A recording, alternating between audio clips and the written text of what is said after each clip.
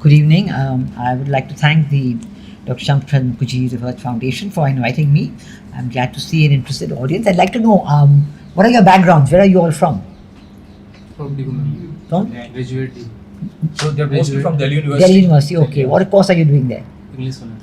English. So they are mostly English honors, law professionals. Maths honors. Okay. I see. Good. So you follow all these institutions. Different faculties. Different faculties. Okay, good. I'm glad to see young students interested in what is happening in the neighborhood. So, if you look at the events in Bangladesh, I think we can divide it into three distinct periods. First is what happened up to 5th of August. Up to 5th of August is the date when former Prime Minister Sheikh Hasina resigned and left Bangladesh. That is the first series of events you have to say on. And second is what has happened since then, economic, social, political, what has been happening since the 5th of August. That means almost the last 1 month. And thirdly, we have to see what is the path ahead, what is going to happen in the future, and also the great implications for India in this situation. What is going to happen there for India as well. So these are the three aspects that we have to look at. Now, if we look at what happened up to 5th of August, I think the first myth that is being developed abroad, that is being repeated again and again, that this is a students' revolution. Well, I think that's the first myth that has to be demolished, because this is not a students' revolution. This is a very, very carefully planned series of events. And of course, one can always ask the question that if it is a carefully planned series of events, how come nobody knew about it? But that's another issue altogether. But it's a very carefully planned series of events. The reason that I say it's not a students' revolution is that for the longest of times, Prime Minister Sheikh Hasina and the students, they were on the same page. They actually shared their views on these issues of quota reform. So if you talk of student revolution, they talk about the issue of quota reform movement. That was the movement, that was their quota reform movement. And the group was called Students Against Discrimination. So these were the groups which were there.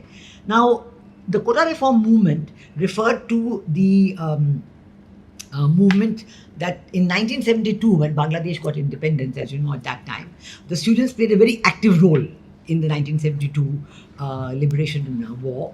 And not only that, they were the first target when Pakistan launched the genocidal attack on Bangladesh, on the then East Pakistan, on 25th of March 1971. Yahya Khan had come to Dhaka. He was having talks with Sheikh Mujib. Sheikh Mujib had won the elections. He was going to become Prime Minister of Pakistan.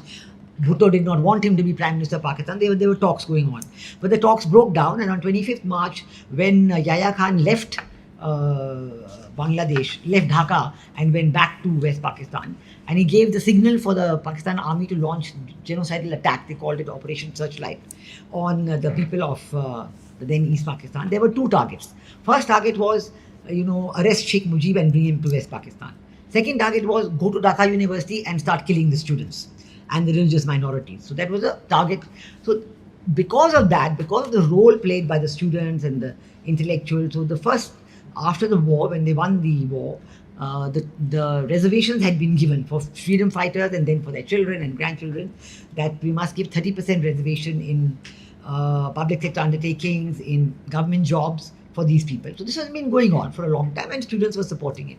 In 2018, I'm coming now to 2018, when Sheikh Hasina was Prime Minister for the second time and she was standing for election to become Prime Minister for the third time, that is when the students started demonstrating. Now, when I say students, again in Bangladesh, it was not a unified students movement. It has never been like that.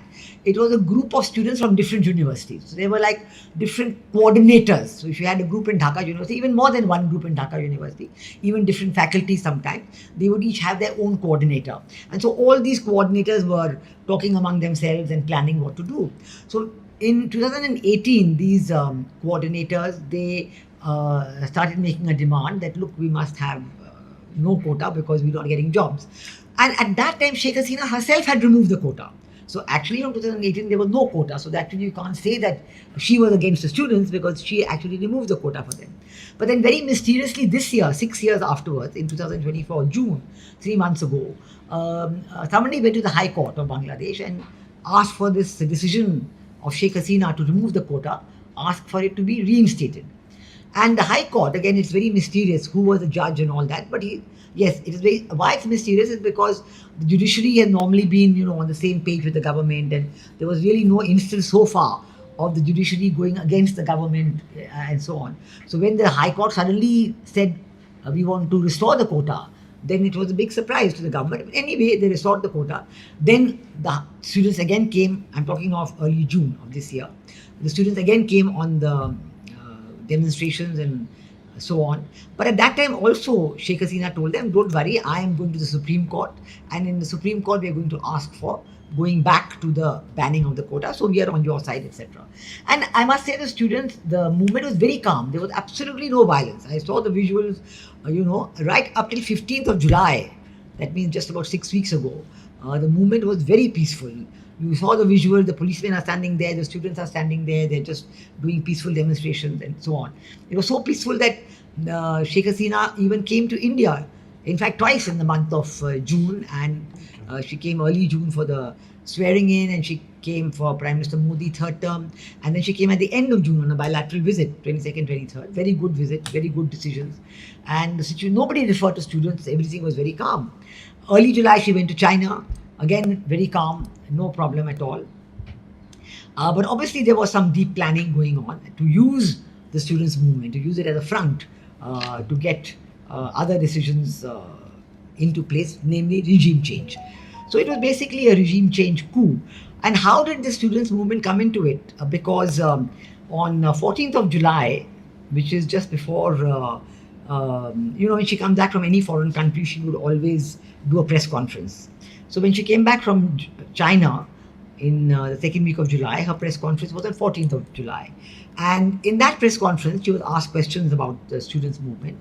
And she explained that I'm on the same same wavelength as the students, and we have gone to Supreme Court in hearing, in appeal. And in fact, that time the appeal was scheduled for 7th of August. She said, just have patience and it'll be quite okay, nothing at all. So then somebody again asked her about the quotas, and she said, yes, of course, it is true. My own Awami League government under her father had given the quota for the students. And she said, of course, we will give quota only for the students of freedom fighters and not for the students of Razakars. So this use of the word Razakar, which is, there was absolutely no intention to call the students as Razakar, not to define the students as Razakar, but it was in just a reference that was there, that we're not going to give the quota for children of Razakar. But the students used that, and in fact very mysteriously they were already armed. They had arms with them, and they came out on the streets of Dhaka on the 15th of July with arms. And that time the clash became between the students who were demanding this quota reform and the Chhatra League, which is the students' wing of the Awami League. So that violence first came in on 15th of July between these two, and in that violence there were some students who were killed. But then again on 17th of July, Prime Minister Sheikh Hasina, she came on television, she national address to the nation. She said, look, I know there has been violence and I'm really sorry for that, and I'm going to have an inquiry into the students who've been killed. But let me tell you, we have advanced the appeal hearing, Supreme Court, to the 21st of July. So there's only a few days left. Please wait for that, and there's going to be absolutely no problem. We are absolutely in favor of abolishing the quota. But the moment, so that appeal actually went in vain, because the moment the Chhatra League students came on the streets and violence started, then the students wing of the Jamaat-e-Islami, the Islami Chhatra Shibir, they came on onto the streets. And the violence really now became between the Chhatra League and the Islami Chhatra Shibir. And the BNP's political students wing called the Chhatra Dal, they also came onto the streets. So now the violence really was taken over by the students' movement was taken over by the Chhatra Shibir, by the Islami Chhatra Shibir, which is the wing of the Jamaat. And they actually then control the violence. You had a whole lot of violence going on, which people were getting killed, and and they would not listen. They completely ignored the appeal by the then Prime Minister Sheikh Hasina. And not only that, we see that two things happened. One is the visuals. The visuals we saw that came onto the screen and were broadcast showing the students after 17th of July, or you can say after 15th of July. These were now clearly the tribute students. There were no women at all. Earlier, you saw a lot of women in the agitation. You saw a lot of secular students from Dhaka University there. But after that, no. Only the Chhatra Shibir. You had with the white caps and the Punjabis they are wearing. So it was a completely different agitation. In fact, one of the newspapers in Bangladesh, the Daily Star, very well-known English newspaper, they actually did an analysis of the violence in the first 2 weeks before the 5th of August. And they said that maybe 204 people had died. Of them, 53 were students. To show that only 1/4 of the people who died before the 5th of August were the students. And the remaining were policemen, bystanders, all that, the political persons and so on. But by this time, because the Chhatra Shibir was controlling the violence, it was completely out of control. And even though Sheikh Hasina asked the army to come in, issued at sight orders, that only increased the violence. And it soon became very clear that this was a regime change operation in place, led by the army. So this is the big question, because the Islamization of the Bangladesh army is something that is not often talked about, but it is now being. Many people had already done studies on it, but maybe about 80% of the Bangladesh army is completely Islamized. And the chief, of course, had been appointed by Sheikh Hasina, but at that stage he could do nothing, because the army, the young officers, the Jamaat-e-Islami controlled section of the army, they were quite determined that they would not. In fact, on 21st of July, when the Supreme Court verdict came, there were many sections of the student movement that said, okay, now we're suspending agitation. And they said we have a list of demands, we're willing to discuss it with Sheikh Hasina. So they actually suspended the agitation, but the Islamic Chhatra Shibir agitation continued. Now, all this showed not only a great degree of planning, but it also showed a lot about who the planners were outside. We've had, I can tell you, 1 or 2 indications of that which come in. For example, one of our leading Indian experts on China, he wrote that, he found out that there are about 12,000 students from Bangladesh studying in China. And the Chinese government sent all of them back to Dhaka at that time, to participate in the students' wing. So it shows that they are not, it was not absolutely a kind of uprising, a unanimous uprising, or a self-supporting uprising. It was something supported from outside. Of course, the links with through the army of the Jamaat-e-Islami are definitely done through Pakistan. But who is behind Pakistan? One can say definitely the USA, because of the fact that Muhammad Yunus became the chief, and he is known to have links, very close links with the Western group of nations. So, because the army chief was one who was appointed by Sheikh Hasina, one can say that yes, he is the one who perhaps saved her life and told her, look, you better leave immediately, otherwise they would have certainly gone. And like her father, it's in quite an identical situation to what happened to her father, where even if somebody had warned Sheikh Hasina, and I'm sure there were warnings, she would not believe them and said, no, nothing will happen. So that is what happened up to 5th of August. Now, what has happened after that? After that, we have seen that, Professor Muhammad Yunus has been Sheikh Hasina has come to India, and she's been here since then. The choice for heading the interim government. The interim government, by the way, has no constitutionality at all, because the system of interim government, of caretaker government, was completely abolished under Sheikh. Actually abolished by the High Court, because they had said that in a parliamentary democracy you cannot have a non-elected head of government, and that is why you cannot have an interim government. And so that is why from 2009 onwards, all elections have happened under Sheikh Hasina's government. In 2008, there was an army-backed caretaker government for 2 years, 7 and 8, and they organized the elections, under which Sheikh Hasina came in with a 3/4 very, very big majority. And after that, because the caretaker government system was abolished, it has been happening under her leadership. So you had the system of Professor Muhammad Yunus becoming the chief of the interim government. But who has appointed all these interim government members? So you see that in the composition of the interim government, you see 2 or 3 different kinds. First of all, you're told that there are no political parties in the interim government, they're all technocrats and so on. But there is one outstanding exception to that, and that is this person, his name is Khalid Hussain, and he is the head of the Hifazat-e-Islam, which is the a group in Bangladesh that had been started around 2010 after Sheikh Hasina became Prime Minister the second time. And the objective of this group is primarily to ensure that Sharia law is observed. That, and even when Sheikh Hasina had wanted to create a women's development policy, she had wanted to make a very progressive policy for women in Bangladesh. She was not allowed to do so because the Hifazat-e-Islam had come in and said, no, we will not allow this to happen. So there was the Hifazat-e-Islam chief, Khalid Hussain, who is also a member of the Islami Andolan Bangladesh, which is another extremist organization, Islamic party there. He's a member of the interim government. And while Professor Muhammad Yunus is certainly the nominee of the West, actually he is quite a weak head of interim government. They're not able to do anything, and all decisions, all the appointments are really being made from somewhere else, mostly by the Islamist-led group. And there is his right-hand man in this is a person called Asif Nazrul, who was also with him in 2007. What is happening today in Bangladesh is very similar to what happened in 2007, when there was the army-backed caretaker government.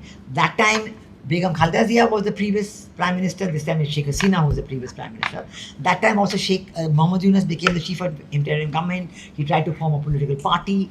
He never succeeded. And then there was somebody else as the interim government chief. This time he's there and he's still trying to form a political party, and he's using the students. He's in the name of students. He's saying everything in the name of students. So actually, again, the students are no longer the secular students. They've all disappeared from the scene. And it's now all the Islami Chhatro Shibir students. Now, all kinds of changes are being made without any authority whatsoever. Government in the university academia faculty, in school faculty, in media houses, in corporate houses, they're just people going and taking over, and nobody knows who's taking over, why.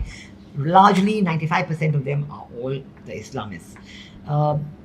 Immediately after the 5th of August, the first attack was on all secular forces in Bangladesh.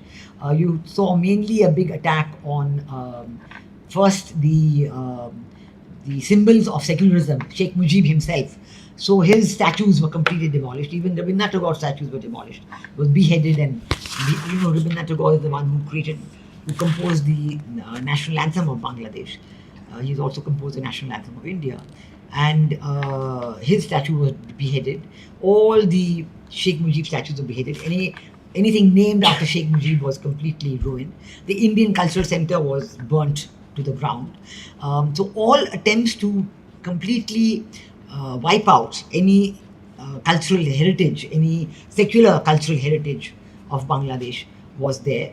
And there was an attack on the Hindu minorities. They were killed, raped, burnings, killings. Their property was taken over, their land was taken over. Of course, there was a huge hue and cry about this. And we saw that Prime Minister Modi himself spoke about it from the ramparts of 15th August from Red Fort. He also, in his message to Muhammad Yunus, he mentioned about this. And even when he spoke to President Biden, he had mentioned about this.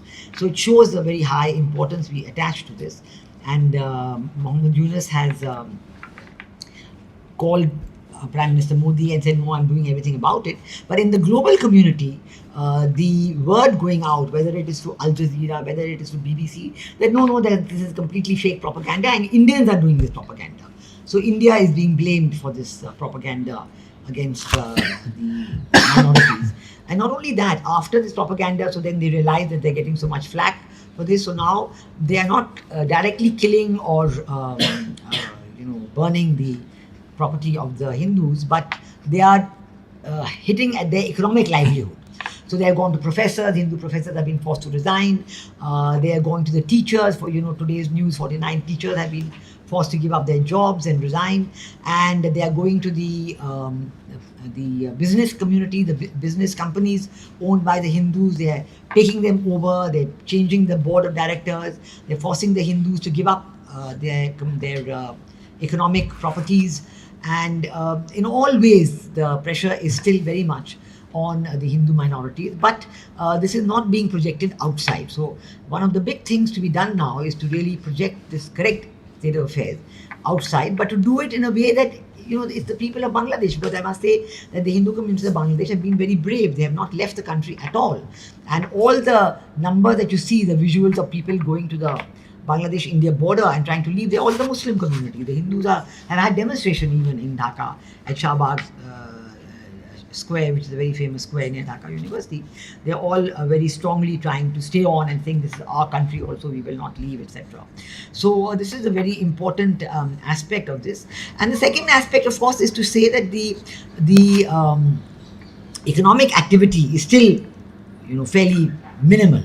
So there are estimates that the economic growth this year in Bangladesh will fall greatly, and the impact of trying to make everything in the name of the Awami League is backfiring, because now even people within Bangladesh are writing that, even Daily Star has written, although they were very euphoric in the beginning, that this is very good for us and so on. They're now saying that these people are doing exactly what they are accusing Sheikh Hasina of doing, whether it is anti-democracy, anti-secularism, bringing down the institution. So there is dissatisfaction in Bangladesh because the situation is not back to normal at all. Law and order is still at a very great premium. At night time, I believe there are no policemen, nothing on the roads, but policemen don't want to have their lives lost. In fact, in a hospital in Bangladesh, the doctors were assaulted because they said that one student was not looked after properly. So it's complete mayhem, complete anarchy. In fact, even the Supreme Court, the previous Supreme Court appointed by Sheikh Hasina, so they wanted to change them, but they sent the students. So it's like a ghirao, like typical Calcutta, West Bengal type of activity, where you ghirao the judges and they're forced to resign. So there's no normalcy, there's no appointment of, any kind of system. But bureaucrats are being hounded. The Hindu bureaucrats are being forced to give up their jobs because Sheikh Hasina had been very open about letting on merit basis, on letting a lot of people join the government, the Hindu minorities. So all this is being changed, and it's a very worrisome situation for India, because how do we carry on with the links? As far as we are concerned, we always deal with the government in power. And so just like we were dealing with Sheikh Hasina because she was the Prime Minister of the country and re-elected every time, we've told the government there that we are prepared to deal with you. But it is up to them to say in what way they want to deal with India. Rather than saying what they want to deal with India, we are finding that there is a very vicious anti-Indian propaganda going on at the grassroots level in Bangladesh. I must say that this kind of an anti-India propaganda was there even in Sheikh Hasina's time, because as much as Sheikh Hasina was, bringing about good relations with India and working on a large number of projects, whether in energy, whether in petroleum products, whether in connectivity, that was all going on. But at the grassroots level, the people were trying to, they were the people, same Jamaat-e-Islami and some other people connected with that, who were trying to generate this anti-India propaganda by saying that Sheikh Hasina, first of all, generate anti-Sheikh Hasina campaign, and then conflating that with India, saying that anti-Sheikh Hasina and anti-India are the same thing. Because India is supporting Sheikh Hasina, and that is why this is happening. Whereas India has never interfered in the internal affairs of Bangladesh. India never said anything about any elections in Bangladesh. Rather, I would say that all previous times, all the elections that have taken place there, India has never been a factor in those elections. They were always internal issues, pro-Jamaat-e-Islami, anti-Jamaat-e-Islami. Even in the elections where BNP won the election, India was never a factor in those elections. And it was always said to be so, that India is not a factor, and we are fighting on internal issues. So suddenly to bring this into an anti-India factor is a very unfortunate and vicious campaign. But the next stage of relationship can only develop if the government of that country comes back and says what they want to do. Now we saw the floods which were there last week in Bangladesh. Again, immediately blame it on India. The floods were in the Tripura region, and the dam, the Dumbur Dam, which is they said the floodgates were open and that's why the flooding took place. That is 120 kilometers away from Tripura, from the border with Bangladesh. It is 120 kilometers away from Agartala, and Agartala, as you know, is right next to the border with Bangladesh. So to say that those floods or that water, which is an overflowing water of the dam, is responsible for the flooding in Bangladesh is absolutely unheard of. Rather, we were telling them all the time that because we have a water management arrangement with Bangladesh, we tell them the situation, and there's a 2 or 3 stations in between Dumbur and Agartala where we get readings of the water, and we inform the Bangladesh side that that's going up, etc. flood. But there was extreme rain in that whole area, including on the Indian and Bangladesh side, and with that the water couldn't go anywhere, and there was flooding. So I'm just giving this as an example to see whether the government of the day in Bangladesh is interested in cooperating with India or not. So let us see maybe in New York next 2 weeks because our Prime Minister is going there, and Professor Mohammed Yunus will probably be going there. Whether there's a meeting, we'll see. But that is what the situation is at present.